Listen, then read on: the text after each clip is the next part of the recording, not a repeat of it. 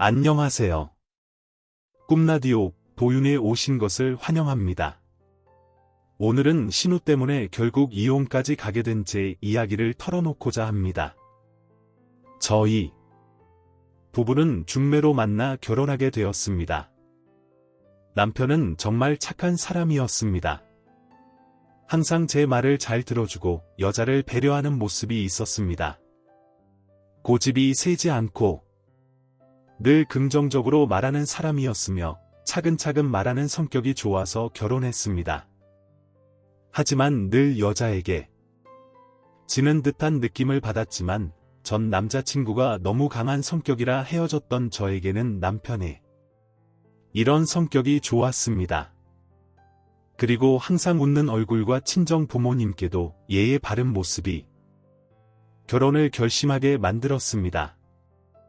그렇게 저희는 1년간 연애를 하고 상견례를 하게 되었습니다. 상견례 때 남편이 왜 이렇게 여자를 배려하는지 알게 되었습니다. 남편은 신우에게 꼼짝 못하고 살았더군요. 누나가 하는 말에 계속 고개를 끄덕이고 누나를 엄마처럼 대하는 모습을 보고 의아했습니다. 남편은 대학 입학 시 집안 형편이 너무 안 좋아서 누나가 번 돈으로 입학금을 내주었다고 했습니다. 그리고 그 후로 열심히 공부해 장학금을 받았다고 했습니다. 실제로는 대학 입학금과 처음 자취할 때 월세는 신우가 준 것이었고 신우는 상견례 때도 자기가 동생 대학을 보낸 것처럼 말했습니다. 그때부터 불쾌했습니다. 내가 우리 동생 대학도 보내고 모든 것을 해주었습니다. 그러니 동생이 대기업에 다니는 것도 다 제 덕분입니다. 그러니 저에게 잘해야 합니다. 우리 동생 조건이 더 좋은 것을 알죠? 하면서 저에게 동생에 대한 소유권을 주장하듯 말했습니다. 신우는 사실 저와 만나는 것에 대해서도 반대했습니다. 자기 동생이 아깝다고 했습니다. 제가 기세가 강해서 동생이 잡혀 살 것 같아서 싫다고 했습니다. 하지만 남편은 처음부터 저를 이상형이라고 선 자리에서 마음에 든다고 했습니다. 저 또한 남편이 마음에 들어 결혼을 진행했지만 결혼식장을 잡는 것부터 신우의 간섭이 시작되었습니다. 솔직히 남편이 저보다 좋은 대학 나왔고 연봉이 높아서 시댁 간섭이 있을 수도 있겠다고 생각했습니다. 하지만 시어머니, 시아버지는 두 분 다 정말 좋으세요. 저희 두 사람만 잘 살면 된다고 하시는 분들인데 신우는 누구를 닮았는지 시부모님과도 남편과도 다르게 본인 마음대로 하길 원했습니다. 동생 인생을 자기 뜻대로 하려는 것 같았죠. 결혼 준비하면서 가장 큰 문제는 예식장 선택이었습니다. 대기업 다니면서 결혼식을 여기서 한다고? 직장 동료들과 대학 동기들이 올 텐데 부끄럽지 않냐? 최소한 격식 있는 곳에서 해야지. 내가 한 곳이 좋아. 그래서 제가 말했죠. 저희는 결혼식에 많은 돈을 쓰고 싶지 않아요. 충분히 좋은 조건에서 가성비 좋게 하고 싶어요. 고작 1시간에 식당에 몇백만 원을 쓰고 싶지 않습니다. 저보고 기세 보인다고 하길래 더 강하게 나갔죠. 사실 결혼도 하기 전이니 부러지면 부러졌지 숙일 필요는 없다고 생각했거든요. 아니면 결혼을 엎으면 그만이니까요. 그런데도 신우는 신랑이 대기업 다니는데 왜 회사 식장에서 하냐고 간섭했습니다. 저는 차라리 그 돈으로 유럽 신혼여행을 가자고 했습니다. 남편도 동의했고요. 그래서 우리는 회사에서 지원해주는 예식장에서 결혼식을 했습니다. 남편이 제 편을 들어줬으니까요. 비록 신우가 한 호텔 결혼식처럼 화려하고 밥값이 비싸진 않았지만 교통 편하고 회사 직원이라 500만 원 정도를 절약할 수 있었습니다. 신우는 집안 망신이라며 만날 때마다 한 소리 했습니다. 돈도 없는 집안이랑 결혼해서 회사 예식장에서 결혼하냐고, 왜 그런 곳에서 하냐며 저에게도 한 소리 했습니다. 하지만 시어머니는 저희 부부를 칭찬하셨습니다. 한 번뿐인 결혼식 중요하지. 하지만 그렇다고 예식장에 500만 원씩 내고 밥값으로 수백만 원씩 쓰는 건 난 별로야. 신우는 돈 내줄 것도 아니면서 뭐 그리 입만 살아서는 됐다. 그냥 무시해라. 우리 집은 아들이 둘째라 호텔 결혼식도 해봤으니 괜찮아. 너희가 하고 싶은 대로 해라. 그러시면서 돈 아낀다고 그 돈으로 여행 가서 좋은 거 많이 보고 많이 경험하라며 칭찬해 주셨습니다. 식대로 신우 때보다 저렴해서 부모님 입장에서 부담이 적어서 오히려 좋아하셨습니다. 그리고 다른 분들에게도 며느리가 돈을 아낄 줄 알고 결혼식도 좋은 곳에서 합리적으로 한다고 칭찬하셨습니다. 하지만 신우는 시어머니가 저를 칭찬하는 것도 싫어했습니다. 가성비만 따진다고 말이죠. 처음에 남편은 한 번뿐인 결혼식인데 호텔에서 하자고 하더라고요. 저에게 서운하지 않겠냐고 했지만 신랑이 그런 말을 하는 게 본인 생각인지 신우의 생각인지 눈에 보였습니다. 저는 신우가 예식장을 자기 마음대로 결정하면 앞으로 모든 시댁 행사를 신우 뜻에 따라 할 것 같아서 남편에게 결정을 맡겼습니다. 남편이 제 말을 잘 들어주는 건 좋았지만 신우 말에 휘둘리는 남자와는 결혼할 수 없다고 말했습니다. 결혼은 우리 두 사람이 하는 건데 시어머니도 아니고 신우가 간섭하는 건 기분 나쁘다고 했. 당신은 결혼식에 관심 없었잖아. 그런데 왜 자꾸 호텔에서 하자는 거야? 당신 생각이야? 아니면 신우 생각인데 당신 생각인 것처럼 말하는 거야? 당신도 결혼식은 간단하게 하고 싶다며?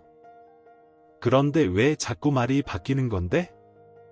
아니, 다들 한 번뿐인 결혼식이라고 하니까 이왕 하는 거 근사한 곳에서 하면 좋지 않을까 해서 물어본 거야. 알았어. 당신 의견에 따를게. 남편은 제 말을 인정하고 신우를 설득했으며 우리는 제가 정한 회사 식장에서 가성비 좋게 결혼식을 올렸습니다. 그렇게 1년 정도는 직장 다니면서 명절에만 보니 신우와 크게 부딪히는 일이 없었습니다. 솔직히 제가 자리를 피한 부분도 있었습니다. 신우가 시댁에 올 때는 미리 일어나거나 시부모님과 식사도 신우가 바쁠 때 했습니다. 그러다 제가 임신하게 되었고 첫 아이를 낳았습니다.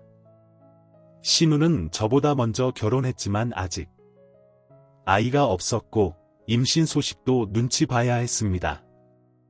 시부모님도 신우가 없는 자리에서만 진심으로 축하해 주셨고 신우 앞에서는 아무 내색도 하지 않으셨어요.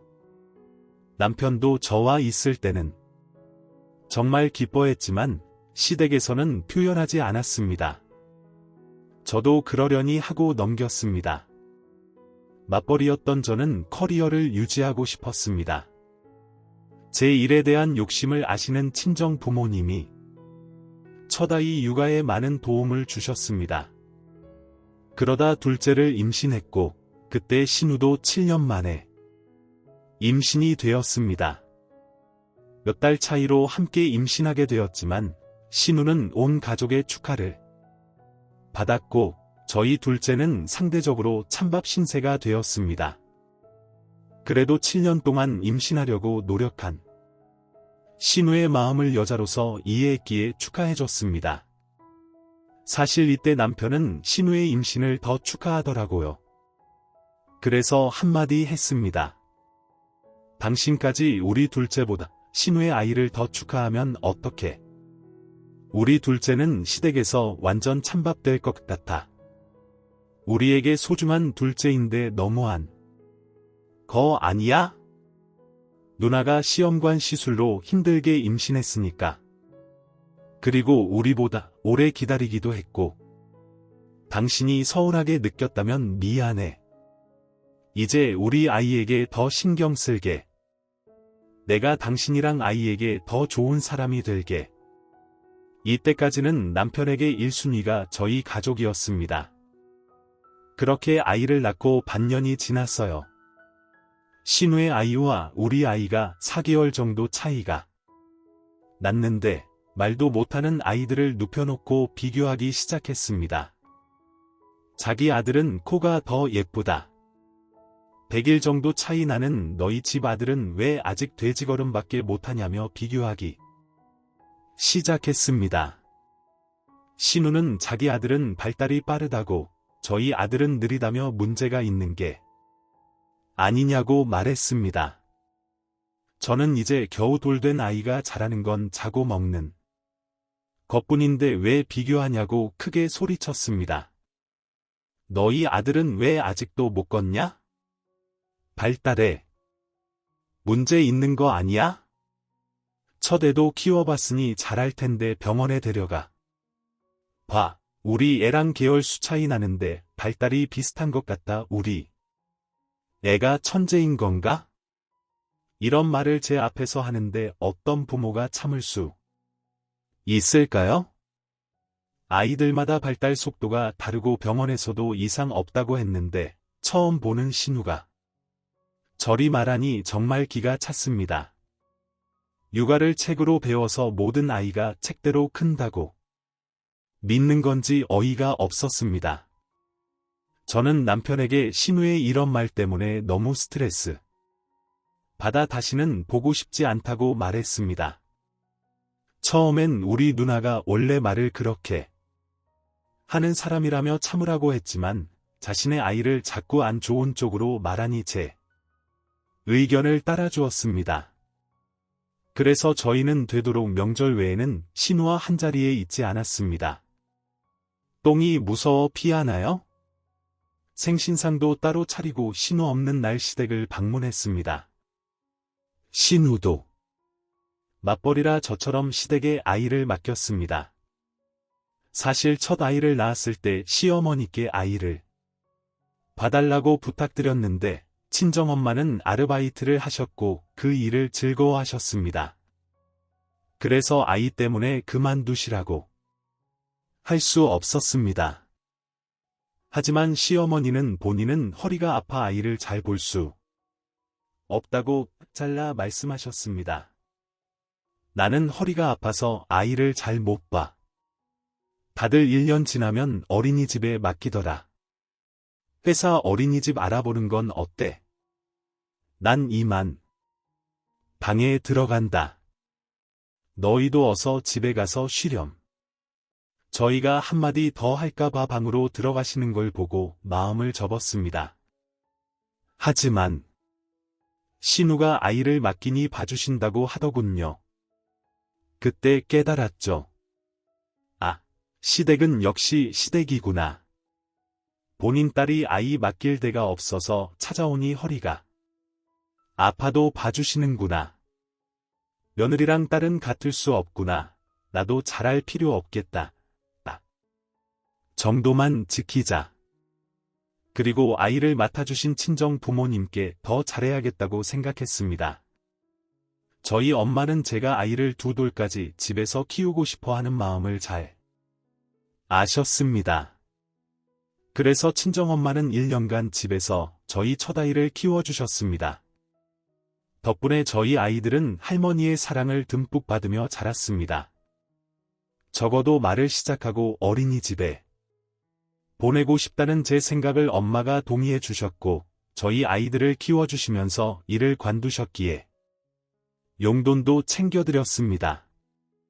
그게 당연하다고 생각했어요. 하지만 시어머니와 신우의 생각은 달랐습니다. 시어머니는 신우의 아들을 돌봐주시면서 용돈을 받지 않으셨거든요. 처음에 신우는 저희 부부가 아이 둘을 맡기는 대신 학원 도우미 비용을 드는 만큼 친정엄마에게 용돈 드리는 문제로 간섭했습니다. 저희 아이들을 맡아주시면서 엄마도 아르바이트를 못하게 되셨고 저는 월급처럼 금전적으로 드리고 싶었어요. 이 부분에 대해서는 남편과도 이야기가 끝난 뒤였습니다. 그런데도 신우는 말끝마다 자기 엄마는 손자 손녀 봐주시는데 무슨 돈을 받냐며 제 신경을 건드렸습니다. 아이가 어릴 때 돈 모아야지. 대출도 2억이나 있으면서 꼭 친정엄마에게 돈을 드려야 돼. 우리 동생 월급 받아서 드리는 돈이 더 많은 거 아니야. 그래서 제가 걱정 마세요. 제가 퇴근해서 받은 돈으로 엄마 드리고 있으니 남편 월급으로 드리는 게 아니라요. 엄마가 애들 봐주셔서 이번에 승진까지 했는데 당연히 드려야죠. 남편 월급보다 제가 더 많이 받거든요.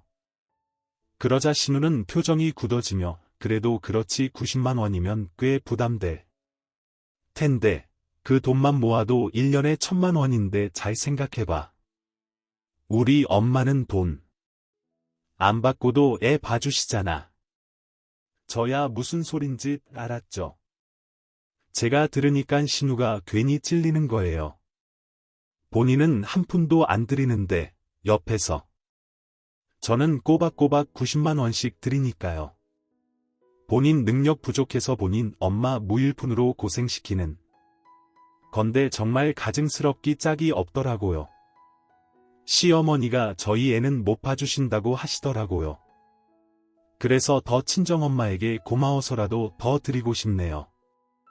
제가 그렇게 말하자 남편도 시어머니도 아무 말 못 하셨습니다. 다만 신우는 늘 저희 부부를 만날 때마다 돈 드리는 것에 대해 시비를 걸었어요. 저는 더 드리고 싶은데 집 대출금이 많아서 드리지 못한다고 했습니다.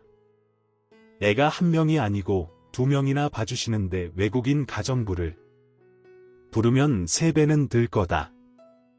그런데 90만 원밖에 못 드리는 것도 죄송하다고 말했습니다. 솔직히 저는 제가 하는 연구직이 어릴 때부터 꿈이었고 제 일에 자부심이 있었습니다. 부모님도 그걸 너무나 잘 아시기 때문에 선뜻 육아를 도와주신다고 나서신 거예요. 처음에는 친정 부모님이 금전적으로 어려우신 것도 아닌데 너무한다 하시던 시어머니도 1년이 지나자 부러워하셨습니다. 주변 친구들 보면 딸들이 용돈 주고 여행 보내주는데 신우는 애만 맡기고 시어머니께 아무것도 해드리지 않더라고요. 아이를 돌본다는 게 정말 힘든 일이라는 걸 온몸으로 느끼신 시어머니니 잘 아시겠죠? 시어머니는 신우에게 제가 드리는 돈만큼 달라고 신우에게 말했다더군요. 나도 용돈이라도 좀 받아야겠다. 하루 종일 애 보다가 하루가 다 가고 내 친구들 이야기 들어도 너처럼 공짜로 아이만 맡기는 일 없다더라. 나도 사돈어른만큼은 받아야겠구나. 그러자 신우는 아니 엄마까지 왜 그러세요? 봐 너희 부부가 사돈어른한테 돈 드리니까 나까지 드려야 되잖아. 올케가 이를 키우는구나. 진짜 유난스러워. 정말 그때부터 신우는 더 심하게 저희 부부에게 간섭을 하기 시작했습니다. 그러다 결국 시어머님의 결심이 서신 것 같더라고요. 결국 터질 게 터진 거죠. 내가 내 시간도 하나 없이 이렇게 손자만 보는데 한의원 가서 침도 맞고 한약도 지어야겠어. 나도 한 달에 50만 원을 받아야겠어 하시면서 돈을 달라 하셨고 신우에게 용돈을 주지 않으면 더 이상 아이를 돌볼 수 없다고 말했습니다. 그러자 신우는 다 제 탓이라면서 욕을 하더라고요. 솔직히 신우가 이기적인 거 아닌가요? 요즘 맞벌이 하면서 도우미 부르면 기본이 80만 원인데 어머니가 도우미만큼 달라고 하시는 것도 아닙니다. 거기에 매번 아이를 데리러 가면서 저녁까지 얻어먹고 오는 경우가 많았습니다. 신우는 한 번도 시댁에 가면서 음식을 사간 적이 없었어요. 저희 시어머니가 그러시더라고요. 신우는 자기 돈 모으는 것에 열심히라서 시댁에 돈 한 푼 쓰지 않는다고 말이죠. 그러다 보니 시어머니도 신우한테 생활비가 더 드는 만큼 받으시겠다는 건데 그걸 안 주겠다고 하는 신우도 너무한다는 생각이 들었습니다. 그리고 그 모든 비난에 화살이 저에게 온 것도 이해할 수가 없었고요. 신우와의 냉전이 계속된 가운데 신우가 건강검진을 하다가 위암이라는 걸 알았습니다. 시댁은 난리가 났죠. 특히 신랑은 눈물을 흘리면서 우는 게 아니겠어요? 솔직히 위암 말기도 아니고 1기면 위험한 수술도 아니긴 한데 신우는 온갖 불쌍한 척을 다 하는 겁니다. 저번엔 가족들 모아놓고 보는 앞에서 매직으로 유서도 쓰더라고요. 진짜 제가 학을 뗐어요. 아니 부모 앞에서 어쩜 저럴 수가 있는지. 근데 또 시부모님과 저희 남편은 울고불고 너무 기가 막히더라고요. 암이 큰 병이긴 합니다. 하지만 말기암도 아니고 1기암인데 곧 죽을 사람처럼 불쌍하게 구는 것도 솔직히 이해가 안 갔습니다. 하지만 더 이해가 가지 않는 건 동생에게 모든 걸 다 해달라고 하는 신우의 행동들이었습니다. 몸이 힘드니 퇴근할 때 집까지 데려다 줘 하지 않나 신우가 친구 만나러 가면 전용기사처럼 태워다 주더라고요. 너무 지극정성으로 누나를 대하는 남편에게 화를 냈습니다. 당신 매일 신우 집까지 태워주고 언제까지 그렇게 할 거야? 그럴 시간 있으면 우리 아이들 좀 챙겨. 하루 이틀도 아니고 지금 2주일째 신우 뒷바라지 하잖아. 당장 수술하러 가시는 것도 아니고 아니 수술날 받았다는 사람이 술자리를 왜 나가는데 당신은 왜 태워다 주고 그러자 남편은 당신은 가족 애가 없어. 나한테 하나 있는 누나인데 그런 누나가 아프다는데 아이들이야 당신이 있잖아. 당신이 알아서 잘 케어하는데 뭐가 문제야? 누나가 마음에 안 들어도 너 정말 너무한다. 누가 보면 애인한테 하는 줄 알기 때문에 제가 화가 나서 비꼬자 신랑은 저를 구박하는 겁니다. 아무리 싫어도 신우가 위암이면 잘해줄 생각을 해야지 왜 자꾸 비꼬냐고 화를 내더라고요. 신우가 아파서 울면 새벽이라도 나가서 달래주고 하던데 아니 그건 심회부가 할 일이지 동생인 신랑이 할 일이 아니라고 말하는데도 신랑은 신우 뒤를 졸졸 따라다녔습니다. 사실 신랑은 저에게 화를 내면서 말하는 사람이 아니었습니다. 처음 연애할 때도 그랬고 결혼하고 나서도 늘 좋은 말로 하지 화를 내고 소리 지르는 사람이 아니었는데 신우가 위암이라는 소리를 듣고 나서 변했습니다. 정말 모든 일의 1순위가 저희 가족이 아니라 신우가 됐어요. 그러다 보니 신랑은 사이가 멀어질 수밖에 없었고 원래도 사이가 안 좋은 신우와의 관계는 더 안 좋아졌어요. 시간이 지나도 솔직히 이해가 가지 않았네요. 원래 사이가 좋은 동생과 누나는 다들 이렇게까지 하나요? 각자 인생이 있고 각자 가족이 있는데 말이죠. 신랑은 신우 몸에 좋다면서 한약을 지어주거나 몸에 좋다고 영지버섯에 홍삼에 많은 것을 사서 가져다 줬습니다. 처음에는 하나뿐인 누나니까 그럴 수 있지라고 이해를 했지만 점점 도가 지나친다는 생각만 들었어요. 아니 저한테도 그렇게 해주지 않았거든요. 제가 아파서 쓰러져도 괜찮아 하면서 말만 할 뿐 스스로 뭔가를 사서 준 적이 없던 신랑이다 보니 서운했어요. 그러다 시어머니는 허리디스크가 생기셔서 더 이상 신우의 아들을 돌보실 수가 없었습니다. 신우는 그때부터 신랑한테 불쌍한 척을 했다가 제가 친정에 드리는 90만 원을 왜 아직까지 주냐며 꼬투리를 잡았다가 난리를 피웠습니다. 신랑은 신우가 위암에 걸려서 병원에 태워주고 하다 보니 신우 말을 더 잘 듣게 됐어요. 아마 오랜 시간부터 있다 보니 신우가 한 말이 다 맞는 말처럼 느껴졌나 봅니다. 하루는 저에게 한 달에 90만 원은 너무 많은 게 아니냐며 50만 원으로 줄이자고 하는 겁니다. 애들이 이제 좀 커서 어머니도 편하실 텐데 90만 원 솔직히 너무 부담돼. 나도 한 달에 50만 원을 받아야겠어 하시면서 돈을 달라 하셨고 신우에게 용돈을 주지 않으면 더 이상 아이를 돌볼 수 없다고 말했습니다. 그러자 신우는 다 제 탓이라면서 욕을 하더라고요. 솔직히 신우가 이기적인 거 아닌가요? 요즘 맞벌이 하면서 도우미 부르면 기본이 80만 원인데 어머니가 도우미만큼 달라고 하시는 것도 아닙니다. 거기에 매번 아이를 데리러 가면서 저녁까지 얻어먹고 오는 경우가 많았습니다. 신우는 한 번도 시댁에 가면서 음식을 사간 적이 없었어요. 저희 시어머니가 그러시더라고요. 신우는 자기 돈 모으는 것에 열심히라서 시댁에 돈 한 푼 쓰지 않는다고 말이죠. 그러다 보니 시어머니도 신우한테 생활비가 더 드는 만큼 받으시겠다는 건데 그걸 안 주겠다고 하는 신우도 너무한다는 생각이 들었습니다. 그리고 그 모든 비난에 화살이 저에게 온 것도 이해할 수가 없었고요. 신우와의 냉전이 계속된 가운데 신우가 건강검진을 하다가 위암이라는 걸 알았습니다. 시댁은 난리가 났죠.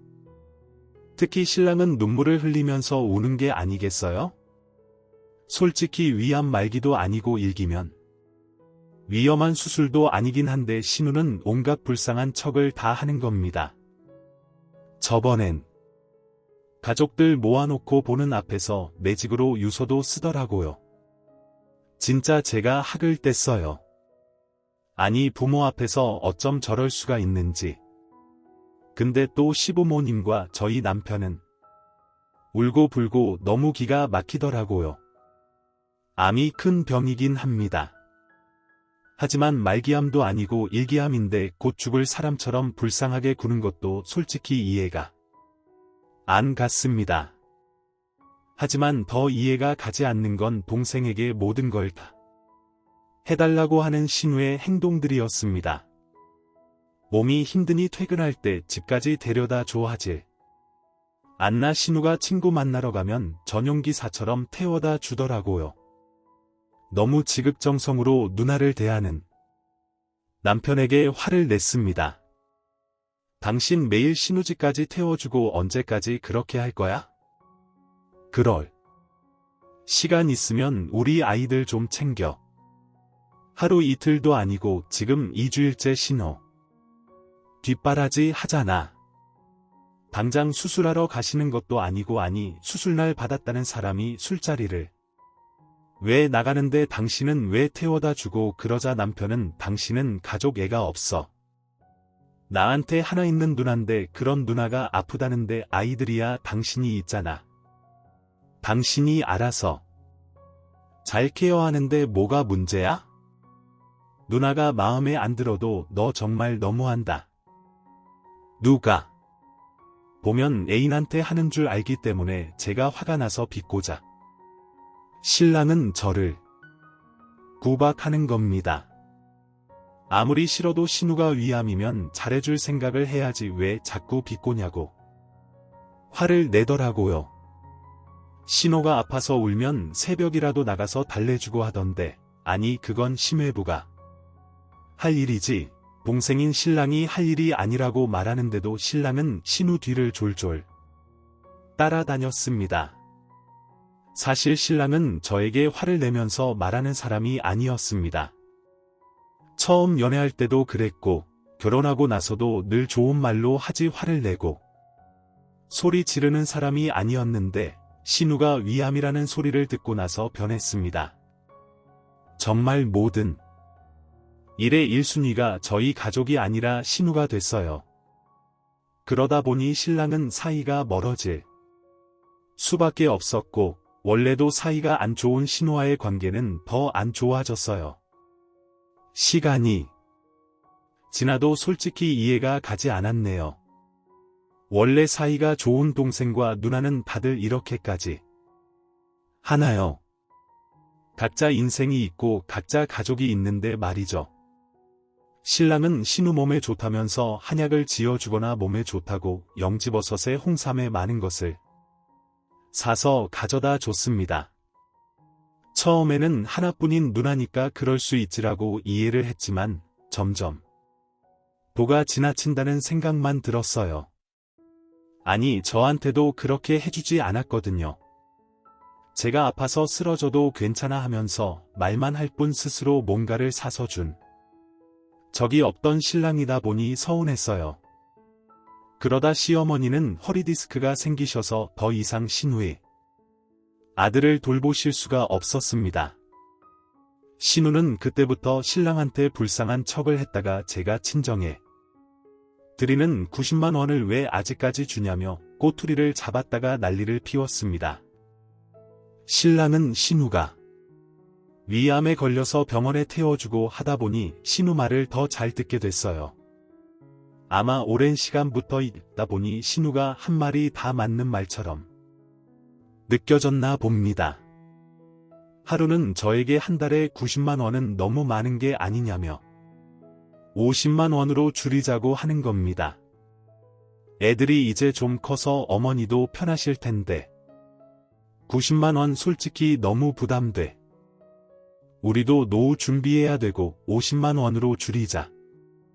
그래서 제가 아이가 커서 밥을 혼자 만들어 먹어.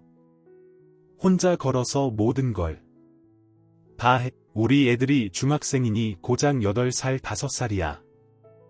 그런데 혼자서 뭘 다 한다고 말하는 건데 신우가 그렇게 하라고 시켰니 여기서. 누나 얘기가 왜 나오는데? 너야말로 누나를 그렇게 싫어하니 내가 마음 편하게 누나를 볼 수가 없어. 당신도 당신 언니나 동생이었으면 이렇게까지 내치지 않았겠지. 누나 소리에 눈부터 치켜뜨는 남편을 보자.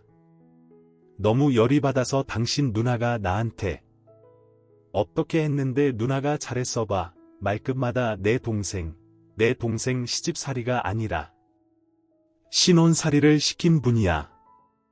거기에 친정 부모님 용돈 주는 거 가지고도 지금 시비 걸면서 참견하잖아. 내가 번 돈으로 드리는 거야. 당신이 어디 가서 90만 원에 아이들 봐주는 사람 구해봐. 저희 부부는 사실 신우 때문에 정말 많이 싸웠습니다. 신혼 초에도 간섭을 하는 신우 때문에 여행 갈 때도 신혼 허락을 받아야 갈 수 있을 정도였고 제가 그동안 누르고 눌러서 간신히 얌전하게 만들어놨는데 저렇게 암 걸렸다고 한순간에 상황이 뒤집히니 저도 돌겠더라고요. 비꼬는 게 아니라 정말 진심으로 신우가 멀쩡하게 빨리 낫기만을 바랄 정도였죠. 신우는 이번 기회에 완전히 저를 누를 생각인지 동생에게 대체 뭐라고 하며 다녔길래 신랑은 저희 친정엄마한테 드리는 돈은 아까워하면서 신우 아이는 걱정하는 겁니다. 신우가 불쌍하고 본인 엄마는 아파서 아이를 못 보는데 어떡하냐며 말끝마다 걱정을 하는 모습을 보니 어이가 없었어요. 우리 아이도 걱정 안 하는 사람이 신우 아이만 걱정하니 정말 정이 떨어지더라고요. 저희 아들이 열이 나서 아파서 이번에도 하루도 병실에서 잔 적이 없는 사람입니다. 본인이 아이에게 잘 챙기지 못하면서 누나만을 챙기니 솔직히 화가 났습니다. 그래도 신우랑 저랑 서로 그간 쌓인 앙금이 만리장성이라고 해도 서로 간에 넘지 말아야 할 선이라는 게 분명한데 이번에 그걸 본인 동생 시켜서 넘더라고요. 친정엄마가 다급하게 전화하시던 날 저도 결국 눈이 돌아가 버렸어요. 엄마 무슨 일이야? 왜? 애가 아파 무슨 일인데? 그러자 엄마는 있잖아. 화내지 말고 들어. 이 서방이 아이를 한 명 데리고 왔어. 누나 아인데 아이가 방학인데 갈 곳이 없다고 나보고 우리 아들이랑 같이 봐달라고 데리고 왔어. 이거 무슨 일이니? 너랑 이야기된 부분이야 나는 몰랐는데 엄마도 화가 많이 나신 것 같았어요. 물론 저는 거기에 수천 배는 더 화가 났죠. 뭐라고 지금 신우애를 우리 친정에 데리고 온 거야. 정말 미치겠다. 엄마 죄송해요. 내가 지금 바로 갈게요. 가만히 계세요. 엄마 뭐라 하지 마세요. 내 싸움이야. 나도 유서 쓰고 덤벼야겠네. 솔직히 처음에는 위암에 걸린 신우가 안 됐고 도와줄 생각도 있었지만 평소에 저희 친정에 돈 주는 것부터 친정에 자주 가는 것까지 간섭하는 신우를 생각하면 정말 정이 떨어져서 아무것도 해주고 싶지 않았습니다. 더구나 신우는 병원에 갈 때도 신랑을 불러서 같이 가려고 하더라고요.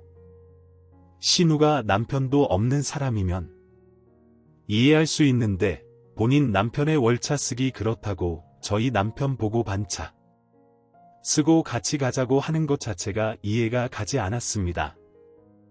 거기에 당연한 듯 반차를 쓰고 신우 병원을 일일이 따라가는 신랑도 이해가 가지 않았고요.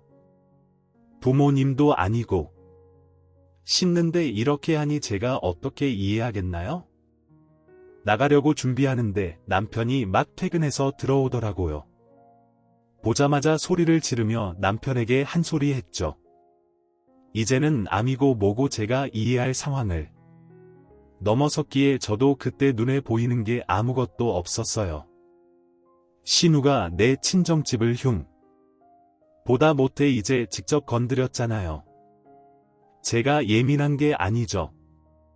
이건 당신 지금 뭐 하는 거야? 우리 엄마가 봉사자야. 당신이 뭔데? 우리 엄마한테 남의 핏줄을 맡겨. 우리 엄마가 만만해 아님 내가 만만해. 나랑 상의도 없이 어떻게 자기 마음대로 맡겨. 아이 그럼 어떡하냐? 누나가 오는데 방학 2달간만 맡아주시면 안 돼. 우리 엄마 지금 디스크 때문에 제대로 걷지도 못하는 거 잘 알잖아. 당신도 애 키우는 엄마잖아. 난 분명히 싫다고 했어. 그리고 난 우리 엄마한테 우리 아들 맡기는 것도 죄스러운데 우리가 왜 신우아이까지 신경 써야 돼? 나 우리 엄마 90만 원 주는 걸로 얼마나 사람 면전에서 친정 욕한 사람 아이 맡기기 싫으니까 내일 또 데리고 오면 내가 쫓아낼 거야.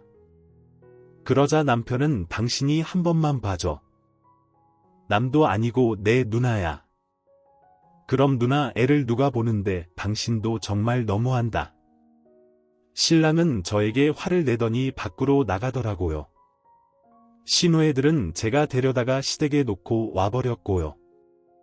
나중에 남편이 저에게 문자로 한다는 소리가 10만 원을 더 들여서 100만 원을 드리자 그러면 어머니도 괜찮지 않을까 하는 겁니다. 미취학 아동 2명 등 학생 1명, 총 3명의 아이를 돌보는 게 쉬운 일인가요? 본인 엄마인 시어머니도 못 보신다고 포기하셨는데 왜 우리 엄마가 고작 10만 원은 신우 애까지 봐야 되나요? 그리고 며칠 뒤 퇴근하고 집에 오니 저희 집에 신우가 와 있는 게 아니겠어요? 저는 저한테 말도 안 하고 신우를 집으로 데려온 것도 화가 났습니다. 신우는 저한테 갑자기 불쌍한 척을 하면서 눈물을 보이면서 이야기를 꺼냈습니다. 우리 아들 방학인데 한 달만 맡아주면 안 될까? 내가 병가를 오래 내서 지금 월차를 더 쓸 수 있는 상황이 아니라서 그렇다고 허리 디스크로 서 있는 것도 힘들어하는 엄마한테 맡길 수도 없잖아. 그래 여보 누나 정말 맡길 곳이 없어서. 그래 한 달만 장모님한테 부탁드리자. 그리고 한 달 잘하시면 앞으로 돈 조금 더 드리고 같이 봐달라고 하죠.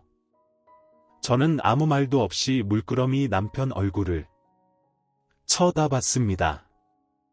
그러자 남편의 저를 보며 씩 웃더라고요. 정신이 아예 빠져버린 것 같아 보였어요. 그래서 제가 당신 미쳤어. 애 알아보는 것도 힘들어서 못 본다고 하신 시어머니도 계신데 우리 엄마한테 3명의 아이를 봐달라고 부탁한다고. 당신 우리 엄마가 시어머니보다 5살 많으셔. 그것도 몰라. 우리 엄마 내일 모레면 70이야. 그런데 지금 애 셋을 맡긴다는 말이 나와. 그러자 옆에 있던 신호가 몸을 비비꼬면서 저한테 그러더라고요. 그럼 어떡해? 애 키우는 입장에서 지금 내가 얼마나 곤란한 상황인지 알잖아. 가족인데 이런 것도 못 도와줘. 당장 다음 주부터 방학인데 나 몸도 안 좋은데 스트레스 받으면 안 되는데. 아이 누나 너무 걱정하지 마. 내가 알아서 할게.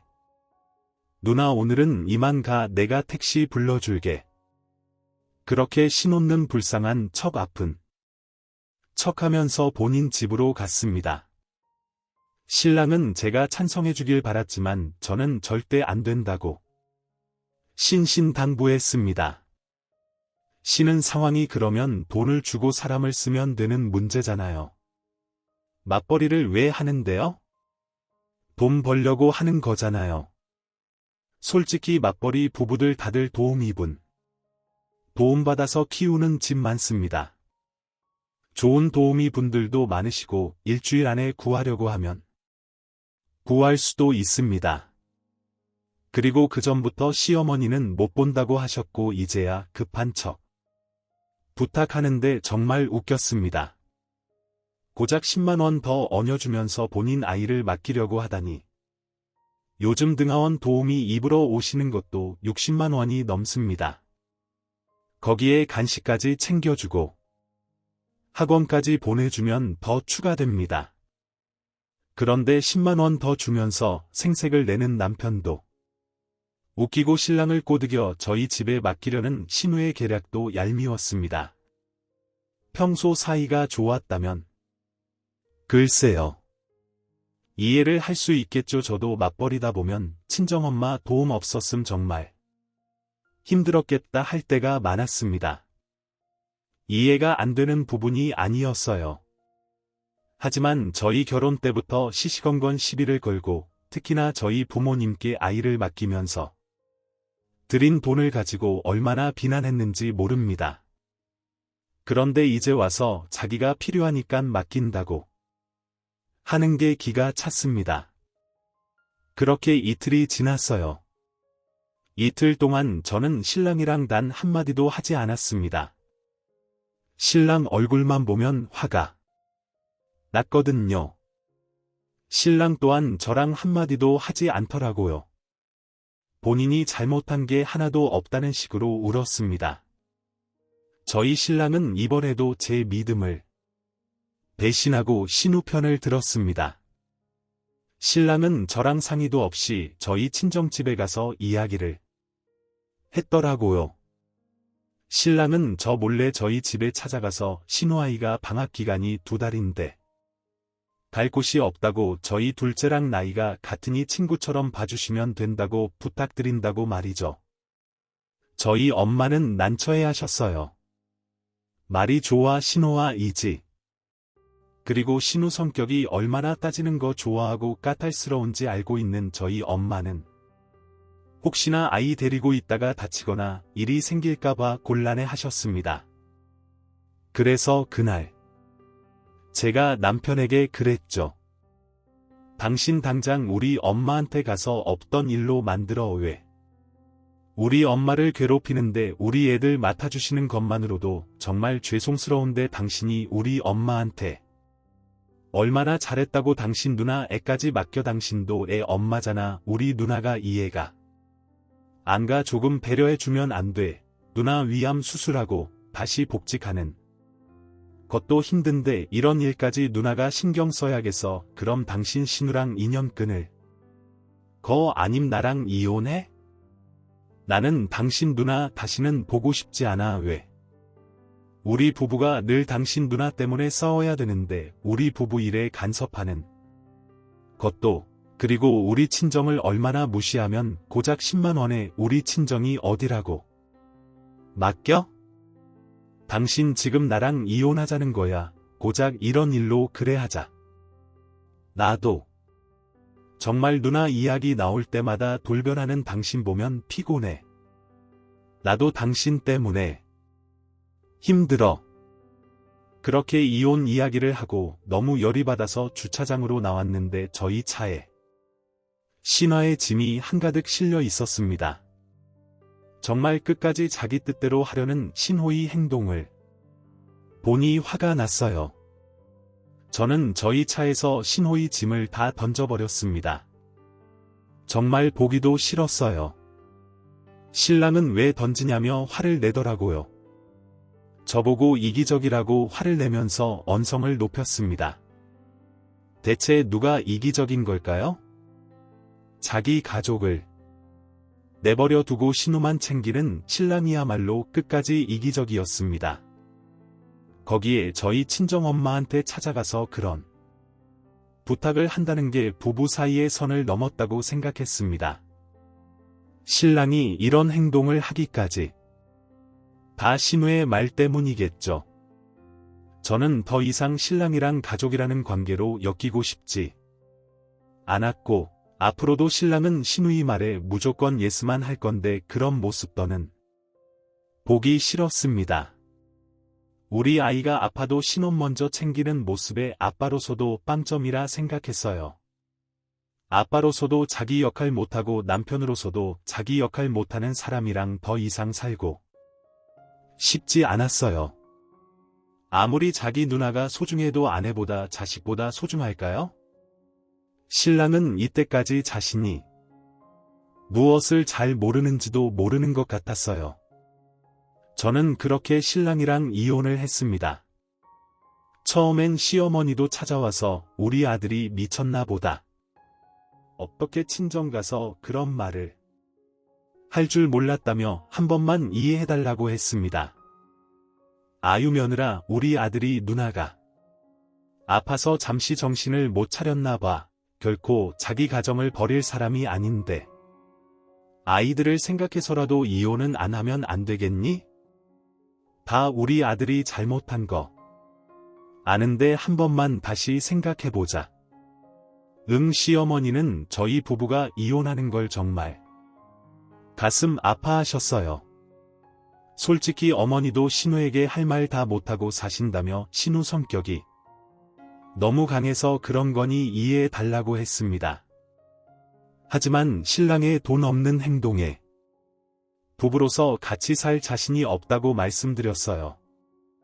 하지만 이 사단을 만든 신우는 저에게 와서는 이혼하면 너만 손해지, 이혼의 타이틀 달고 잘 살아봐라.